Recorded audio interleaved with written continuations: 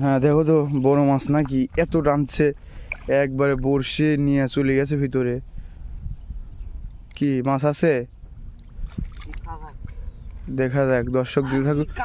আরে শট, আর একটা সাইদেন মাছ দেখতে পাচ্ছেন। হ্যাঁ ঘাইড়ি মাছ, আজকে ঘাইড়ি মাছ বেশি পাচ্ছি, আজকে সাইদেন মাছ কম পাইছি।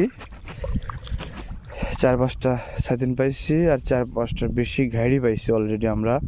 দেখতে পাচ্ছেন এই যে একটা বড়শি, এ রে এটা তো ফুল টানছে। হ্যাঁ লাইভ ভিডিও তো হচ্ছে সব, আমাদের সব ন্যাচারাল। ও নো, এটা সাইদেন মাছ ছিল, বাট এর মাছটা মারা গেছে। ব্যাপার না, 2-1টা মাছ মারা যাবে, এটাই স্বাভাবিক।